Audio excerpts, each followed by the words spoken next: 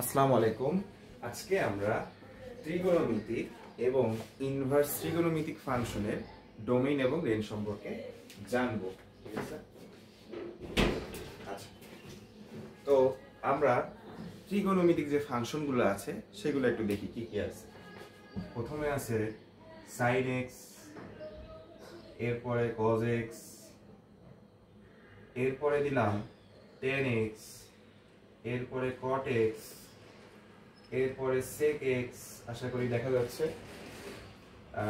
এরপরে হচ্ছে যে cos x। ঠিক আছে? আচ্ছা, তাহলে আমরা হচ্ছে এই 6টা ত্রিগোণমিতিক অনুপাতের আমরা ডোমেইন রেঞ্জ দেখব। দেখো, sin x এটা আসলে কি? এটা হচ্ছে ত্রিগোণমিতিক একটা অনুপাত, তাই না? sin হচ্ছে একটা ত্রিগোণমিতিক অনুপাত, cos হচ্ছে একটা ত্রিগোণমিতিক অনুপাত, tan হচ্ছে একটা ত্রিগোণমিতিক অনুপাত। বাট মাঝখানে তুমি যে এক্সটা দেখতে পাচ্ছ সেই এক্সটা কি? সেই এক্সটা কোণ না? তার মানে অনুপাতের ভিতরে আমরা কোণ বসাবো।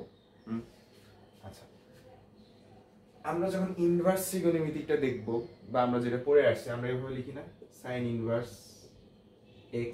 বলতো এটা একটা কি? এর একটা কোণ, তাই না? কোণকে আমরা বেসিক্যালি থিটা দ্বারা প্রকাশ করি। তার মানে sin ইনভার্স x পুরোটাই কোণ, বাট মাঝখানে এই এক্সটা হচ্ছে কি বলতো? একটা অনুপাত। তাহলে কোণের ভিতরে আসলে আমরা অনুপাত বসাই, আর অনুপাতের ভিতরে আমরা কোণ বসাই। ওকে, এই জিনিসটা যদি বুঝে থাকো তাহলে হয়ে গেছে। আচ্ছা, তার মানে আমি কি বললাম যে পুরোটা অনুপাত, অনুপাতের ভিতরে আমরা কোণ বসাই, আর পুরোটাই কোণ, কোণের ভিতরে আমরা অনুপাত বসাই। আচ্ছা, এখন এখানে বলো sin x এর একটা অনুপাত, অনুপাতের ভিতরে আমরা কি বসাবো? কোণ বসাবো। কোণ দেখো, sin x এর ক্ষেত্রে আমরা কোণ সবই বসাতে পারি, হোল রিয়েল আর বসাতে পারি। cos x এর ক্ষেত্রেও আমরা হোল রিয়েল আর বসাতে পারি। আচ্ছা, তখন আমাদের রেঞ্জটা হয়ে যাচ্ছে কি? আমরা কোণ যাই বসাই না কেন রেঞ্জটা থাকবে এইটুকুর মাঝে, -1 থেকে 1, এটাও -1 থেকে 1। ঠিক আছে? আচ্ছা, মানে তুমি sin x এর মধ্যে যাই ইনপুট দাও না কেন, পৃথিবীর সকল বাস্তব সংখ্যা ইনপুট দাও, আমাদের যে আউটপুটটা পাবা সেটা -1 থেকে 1 এর মধ্যেই থাকবে, এবং -1 থেকে 1 এটা একটা অনুপাত, এর মধ্যে থাকবে। আর তুমি এখানে কোণ বসাচ্ছ, অনুপাতের এই যে পুরোটা অনুপাতের ভিতরে আমি কোণ বসাবো। আচ্ছা, tan x এর ক্ষেত্রে তুমি সব আর কি ইনপুট দিতে পারবা না। আচ্ছা, tan x এর ক্ষেত্রে কেন সব ইনপুট দিতে পারবে না, চলো এটা একটু ব্যাখ্যা করা যায়। ধরো আমার কাছে এরকম একটা কোয়াড্রেন্ট আছে, তাই না? আচ্ছা, তো এই কোয়াড্রেন্টের ধরো কি হয়, ধরো এই দিকে হচ্ছে 0, একদম 0, এই থেকে এখানে ঘুরলাম π/2, আবার ঘুরলাম তাহলে এখানে আসলো পাই, আবার 90 ঘুরলাম তাহলে কি হবে 3π/2, আবার ঘুরলাম এখানে তাহলে কি হবে 4π/2, 4π/2। বাট 4π/2 তো লেখার দরকার নেই, 2 কাটা যায়, কি থাকে 2 কাটা যায়, থাকে 2π। 4π/2 ছিল, আবার 5π/2, আবার আসলো 6π/2, 6π/2 মানে হচ্ছে 3π, তারপর আবার আসলো 7π/2, তাই না? আবার যাবে 8π/2 মানে হচ্ছে 4π, আবার আসবে 9π/2, দেখো তো এইভাবে যাচ্ছে না? তারপর আবার আসবে 10π/2 মানে হচ্ছে 5π, তারপর আবার যদি আসে তাহলে কি হবে 11π/2। বুঝছো? আচ্ছা, তো এটা আসলে আমি তোমার কোয়াড্রেন্ট সম্পর্কে একটা আইডিয়া দিলাম যে 90-90 করে পুরোটা হচ্ছে 360 ডিগ্রি, 90-90 করে ঘুরে। আচ্ছা, তো এখানে দেখো আমরা যদি এটা ধরো x অক্ষ চিন্তা করি, x অক্ষ বরাবর ব্যাপারটা কি হচ্ছে, পায়ের হচ্ছে জোড় সংখ্যক হচ্ছে এদিকে, এদিকে পায়ের কিন্তু জোড় সংখ্যক যাচ্ছে 0, 2, 4 এভাবে চলতে থাকবে 6π, 8π, অর্থাৎ এখানে পায়ের সবসময় জোড় সংখ্যক মান। তাহলে এখানে হবে এটা হচ্ছে n পায়ের গুণিতক, এটা আমরা বলতে পারি এদিকে n পায়ের গুণিতক, এইদিকে কি হবে, এই দিকে দেখতেই পাচ্ছ, এদিকে হচ্ছে পাই, বিজোড় 3 পাই 5 পাই আবার 7 পাই এভাবে যেতে আছে। তাহলে এটা হচ্ছে বিজোড় বিজোড় পায়ের গুণিতক, বিজোড় সংখ্যক পাই এদিকে আছে। তাহলে আমরা বিজোড় সংখ্যাকে এভাবে বলি না যে 2n + 1 * পাই। এই দিকে গেছে হচ্ছে বিজোড় সংখ্যক পাই, এই দিকে গেছে হচ্ছে জোড় সংখ্যক পাই, সেটা আমরা বলছি। আর y অক্ষটা চিন্তা করো, y অক্ষটা যদি চিন্তা করো সেটা হবে কি বলতো, y অক্ষতে হচ্ছে তোমার π/2 আছে, বাট সেটা কি বিজোড় সংখ্যক না। 1π/2, 3π/2, 5π/2, 7π/2, 9π/2, 11π/2 এইভাবে যাচ্ছে না, অর্থাৎ বিজোড় সংখ্যক π/2 এইদিকে আছে, বিজোড় সংখ্যক π/2। আচ্ছা, এখন কথাটা হচ্ছে যে তোমার, আমি এখানে লিখি tan সমান আমরা কি জানি, দেখো তো, tan সমান আমরা জানি যে sin θ/cos θ না, tan θ সমান জানি হচ্ছে sin θ/cos θ। cos কত ডিগ্রির মান 0, 90 ডিগ্রির মান 0, অর্থাৎ তুমি যদি এখানে 90 ডিগ্রি বসাও, তার ডিটারমিনেন্ট যেটা হর সেটা হচ্ছে 0 হয়ে যাচ্ছে। অর্থাৎ তুমি 90 ডিগ্রি যদি বসাও এখানে ধরি, তাহলে 1/0 আসে, যেটা কিনা আনডিফাইন্ড। ঠিক আছে, যেটা কিনা আনডিফাইন্ড, অর্থাৎ tan এর মান তোমার 90 হতে পারে না। এটা কি বোঝা গেছে? tan এর মান 90 এর কিছুই হবে না। দেখো tan এর মান, tan সমান কি, tan সমান হচ্ছে যে লম্ব ভূমি। দেখো এই কাঁটাটা ঘুরতে ঘুরতে যখন এখানে আসে, ধরো এখানে একটা কাঁটা আছে, সে ঘুরতে ঘুরতে কি করলো, এখানে আসলো। এখানে যখন আসে তখন লম্বা আর অতিভুজ সমান হয়ে গেছে। দেখো এখানে কিন্তু ভূমি নাই। ধরো তুমি এখানে একটা কাঁটা আছে, তো তুমি উপরে লাইট ফেলাও, দেখো এখানে একটা ভূমি চলে আসছে, দেন এখানে আসতেছে ভূমি ছোট হচ্ছে, ভূমি আস্তে আস্তে ছোট হচ্ছে, আরো এখানে আসছে ভূমি আরো ছোট হচ্ছে, যে এই 90 ডিগ্রি বরাবর আসছে তখনই আর কি ভূমিটা 0 হয়ে যাচ্ছে। আসলে কি বুঝা গেছে? তো tan 90 ডিগ্রি জায়গায় ভূমিটা 0 হয়ে যাচ্ছে না, তাহলে তখন হচ্ছে এটা অসংজ্ঞায়িত হবে। তারপরে আবার সেম ক্ষেত্রে দেখো, যখন তুমি 270 এ আসবা, 270 এ এসে দেখবা লম্ব অতিভুজ সমান হয়ে গেছে, ভূমি কিন্তু 0, ভূমি কিন্তু x অক্ষ বরাবর থাকে সেটা। আচ্ছা, তার মানে আমাদের আসলে আমরা tan x এর ক্ষেত্রে এটা যেটা বুঝালাম সেটা হচ্ছে যে tan x এর ক্ষেত্রে তুমি সব বসাতে পারবে না। tan x এর ক্ষেত্রে তুমি কোণে সবই বসাতে পারবা, বাট বিজোড় সংখ্যক 90 ডিগ্রি গুলো বসাতে পারবা। তার মানে বিজোড় সংখ্যক 2n + 1 π/2 বাদে তুমি বাদ বাকি সবই বসাতে পারবা, এবং এটার হচ্ছে রেঞ্জ হবে হচ্ছে তোমার বাস্তব সংখ্যা হোল রিয়েল। cot x এর ক্ষেত্রে আমরা বলছিলাম যে, আমি এইবার শর্টকাটে বলি, এদিকে আছে n পাই, এদিকে আছে 2n + 1 পাই বিজোড় সংখ্যক পাই, আর এই দিকে আছে হচ্ছে 2n + 1 π/2। দেখো cot x এর ক্ষেত্রে cot সমান কি, cot θ সমান হচ্ছে যে তোমার ভূমি বাই লম্ব, তাই না? তাই না, cot θ সমান হচ্ছে ভূমি বাই লম্ব। cot যখন ধরো এখানে আছে, এই পয়েন্টে ভূমি আর অতিভুজ সমান হয়ে গেছে না, এখানে কি লম্ব আছে? যখন এই কাঁটাটা ঘুরতে ঘুরতে এখানে আসে তখন এটা একটা লম্ব আছে, বাট ও যখন নিচে নামতে নামতে এখানে আসছে তখন এই লম্বটা আছে আর না, ধরো এই পয়েন্টে, তখন সে এখানে লম্বটা কমতেছে, যখন একদম মাটির সাথে মিশে গেছে ভূমির সাথে তো কোনো লম্ব থাকে না সেইটা। আচ্ছা, তাহলে হচ্ছে যে কটের ক্ষেত্রে হচ্ছে তোমার নিচে থাকে লম্ব, আর 0 ডিগ্রিতে লম্বটা 0 হয়ে যাচ্ছে, এটা তো একটা বেসিক আইডিয়া। তারপর ধরো আবার ধরো এখানে ঘুরে ঘুরে এখানে আসলো, এখানেও কিন্তু তোমার লম্ব 0 হয়ে যাচ্ছে, তো নিচে 0 হওয়া যাবে না। তাহলে কটের ক্ষেত্রে তুমি সবই বসাতে পারবা, কিন্তু এই n পাই সংখ্যক কিছুই বসাতে পারবে না। দেখো n পাই হচ্ছে যে কোনো কিছুই হইতে পারে, বিজোড় সংখ্যক পাই, তুমি যদি 1 পাই বসাও, 2 পাই বসাও, সবই হইতে পারে, বুঝছো, সবই হতে পারে।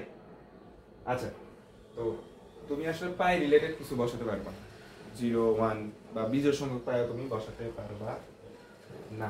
বুঝেছো? আচ্ছা, তো তাহলে এখানে আশা রাখি বোঝা গেছে। দেখো cot থিটা সমান হচ্ছে যে cos theta by sin theta, তাই না? তো sin ধরো 0 ডিগ্রি মান কত? 0।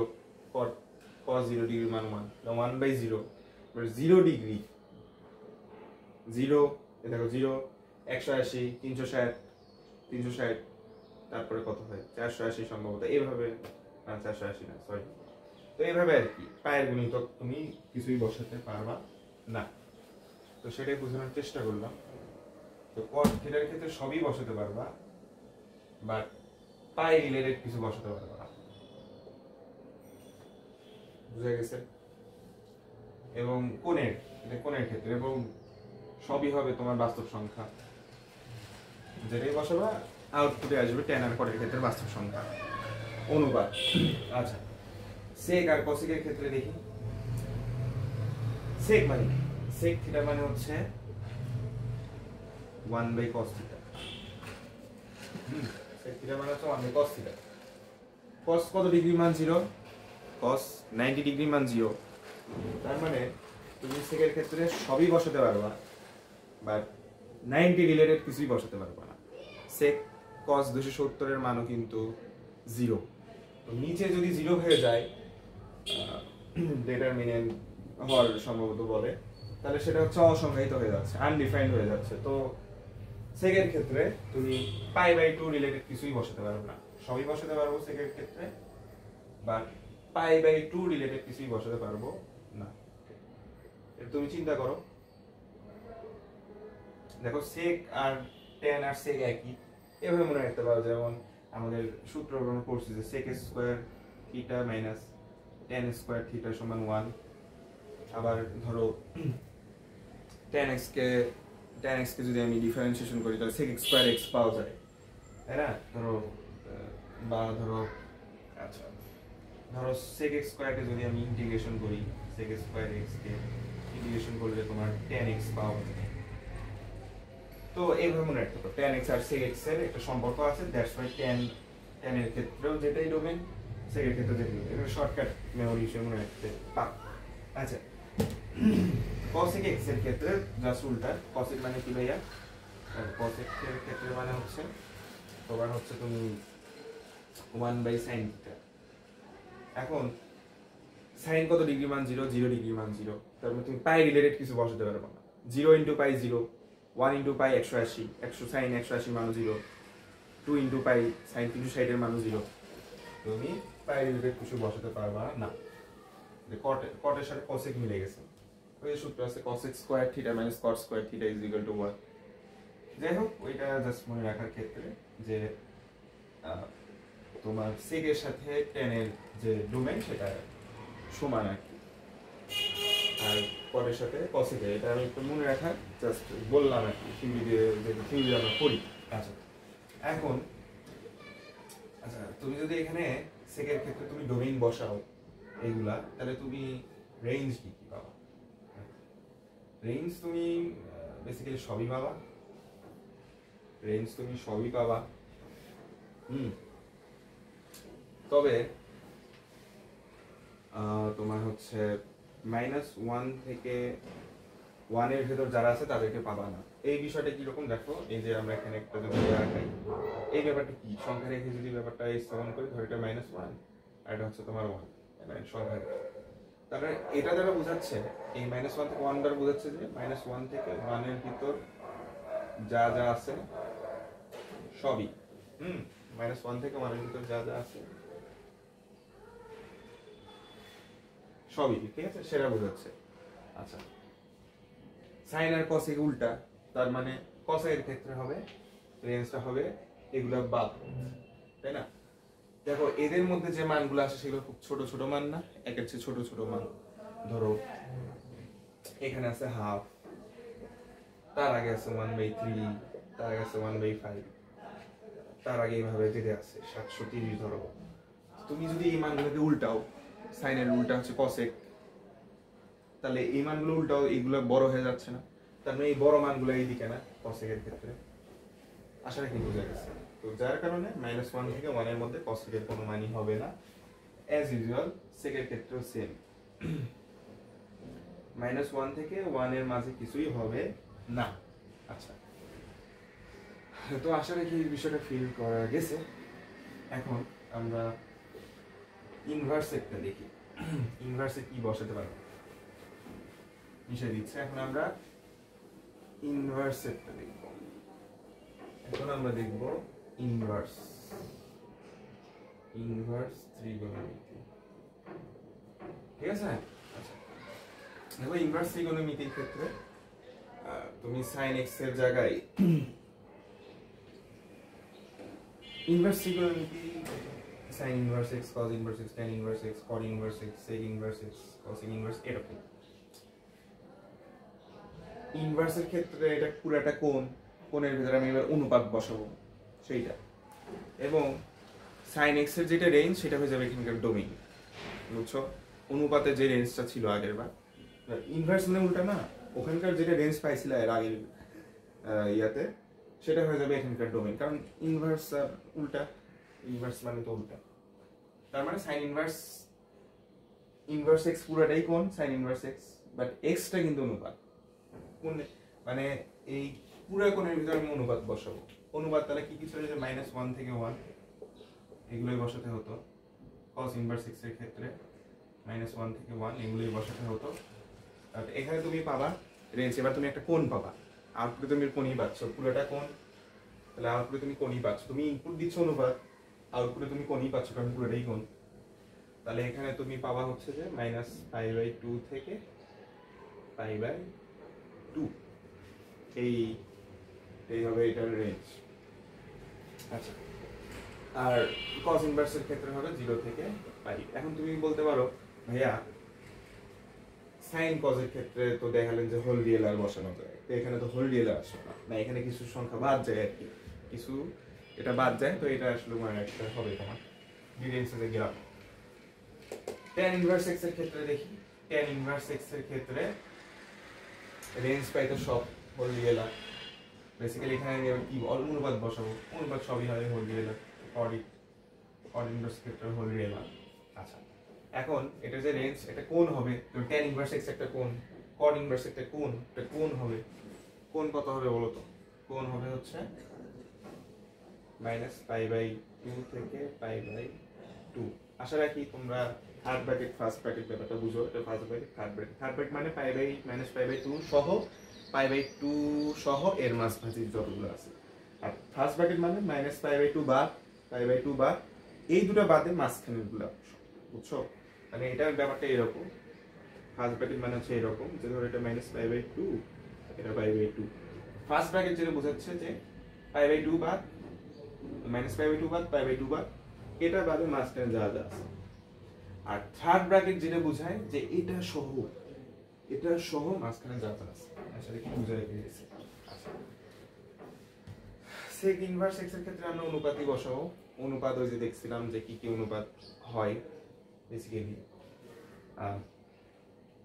তুমি সবই বসাতে পারবা, বাট -1 থেকে 1 এর মধ্যে যারা আছে সেটা বসাতে পারবা না। cos ইনভার্স x এর ক্ষেত্রেও সেম।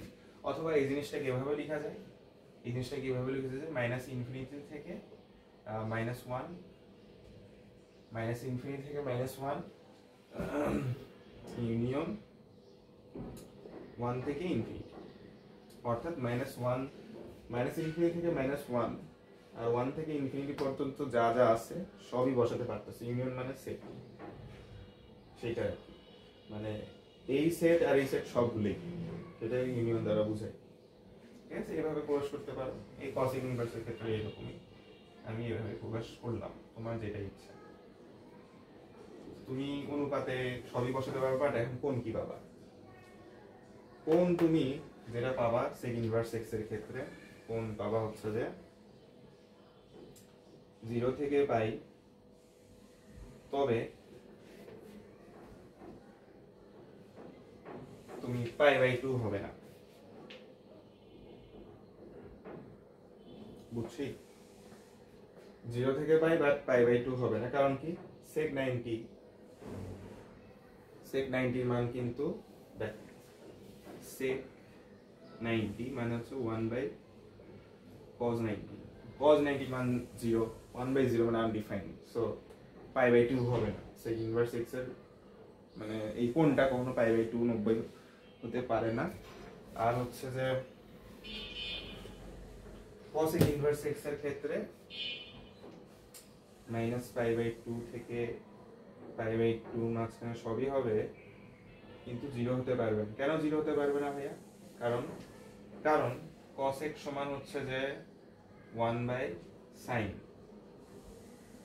এখন sin 0 ডিগ্রির মান হচ্ছে 0 1/0 আনডিফাইন্ড সেটা হতে পারবে আশা রাখি এই অনুপাতগুলো সবাই একটু খাতায় লিখে প্র্যাকটিস করবা তাহলে আশা রাখি তোমাদের এটা চর্চা হবে এটা কিন্তু ডাইরেক্ট এমসিকিউ চলে আসে তো আরেকটা ট্রিক্স আমি তোমাকে বলে দেই যে last of all sin inverse x একটা কোণ না কোণ কোণের মাঝে তুমি দিবা হচ্ছে সব ইনপুট দিবা অনুপাত দেখো এখানে কি কোনো কোণ আছে এখানে কিন্তু কোনো কোণ নাই x টা বেসিক্যালি অনুপাত x টা অনুপাত x টা অনুপাত x অনুপাত x অনুপাত x অনুপাত কোণের মাঝে তুমি অনুপাত দিচ্ছ ডোমেইনে তুমি অনুপাত দিচ্ছ বাট রেঞ্জে কিন্তু তুমি কোণই পাচ্ছ রেঞ্জে কিন্তু তুমি এটা কোণ না রেঞ্জে তুমি কোণই পাচ্ছ sin x এর ক্ষেত্রে কি হতো sin x টা একবার বলে দেই sin x এর হচ্ছে এটা মানে তোমার মনে থাকবে না সেটা পেস লাগতে পারে sin x একটা অনুপাত অনুপাতের মানে তুমি কোণ দিবা মানে এখানে তুমি দিচ্ছিল হচ্ছে যে হোল রিয়েলার ছিল এই যে হোল রিয়েলার ছিল tan x এর ক্ষেত্রে 2n + 1 দেখো আমার মুখস্থ হয়ে গেছে তোমাদের তো মাসিক মুখস্থ হবে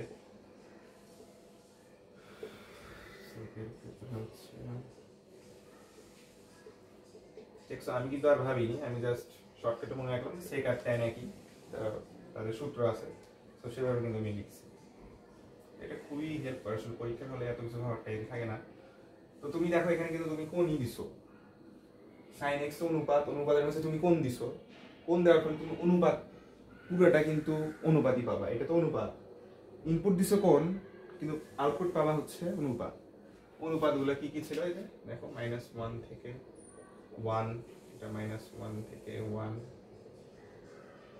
অনুপাত এটা হোল রিয়েলার এটা হোল রিয়েলার আচ্ছা এটা ছিল হচ্ছে যে হোল রিয়েলার সব কিছুই কিন্তু -1 থেকে 1 এর দেওয়া আছে বা এটাও সেম